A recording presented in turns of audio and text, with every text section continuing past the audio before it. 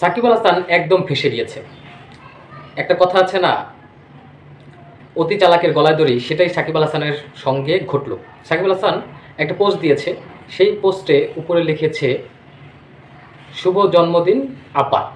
এই পোস্টটা দ্বারা পুরো বাংলাদেশের মানুষ বিভ্রান্ত হয়েছে। পুরো বাংলাদেশের মানুষ ভাবছে যে শেখ হাসিনাকে অ্যাপ্রিসিয়েট করা হলো, শেখ হাসিনাকে একটা শুভেচ্ছা বার্তা দেওয়া হলো আওয়ামী লীগের কর্মী হিসাবে।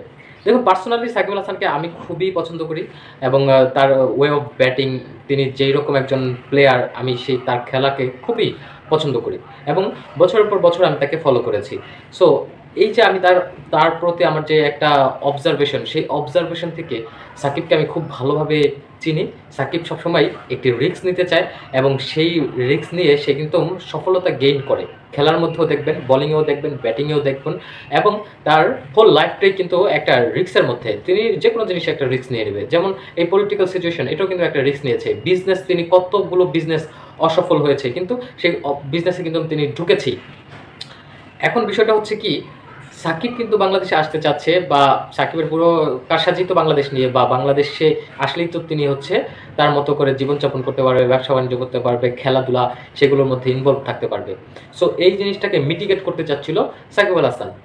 এখন সাকিব আল হাসান যেই পোস্টটা দিয়েছে, সেই পোস্টটা কিন্তু একটা ব্যঙ্গাত্মক পোস্ট, কিন্তু সেই বিষয়টা বাংলাদেশের মানুষ ধরতে পারে নাই। দেখুন, সাকিবের আপু বা আপা, শেখ হাসিনা কি সাকিবের আপা, বা সেই কি তাদের সিচুয়েশনটা কি সেরকম যে সাকিব আল হাসান শেখ হাসিনাকে আপা সম্বোধন করবে? এটা কিন্তু করতে পারবে না, ঠিক আছে? কারণ বয়সের দিক থেকে, সব দিক থেকেই সাকিব শেখ হাসিনাকে কখনোই আপা বলতে পারবে না। সো সাকিব কিন্তু এখানে একটু শেখ হাসিনাকে পচিয়ে বলেছে যে শুভ জন্মদিন আপা। কিন্তু বিষয়টা কি, বাংলাদেশের মানুষ যেহেতু লো আইকিউ, সেজন্য ধরতে পারে নাই।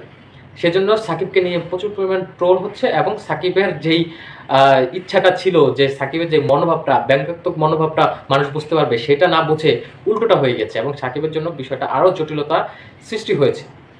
এবং তারপর পরেই আসিফ মাহমুদ যে কাজটা করলো, সেটা হচ্ছে তিনি আরও তার ফেসবুক ওয়ালে পোস্ট দিল যে তাদের সিদ্ধান্ত ভালো ছিল, ক্রিকেটে বাংলাদেশে আনতে দেয়, আসতে সহযোগিতা করে নাই, ক্রিকেট থেকে বাদ দেওয়া হয়েছে।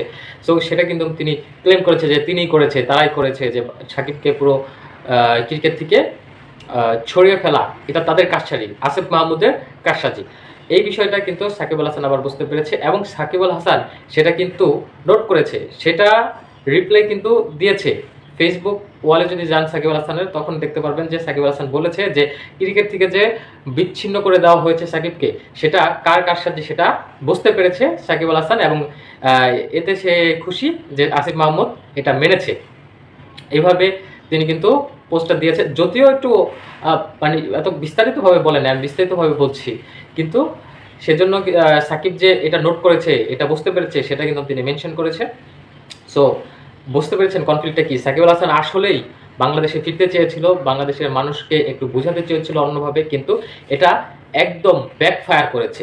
সাকিব আল হাসানের জন্য আরও জটিল হয়ে গেল বিষয়টি, বাংলাদেশে আসা প্রায় এই প্রেক্ষাপটে, এই বর্তমান সময়ে অসম্ভব হয়ে গিয়েছে।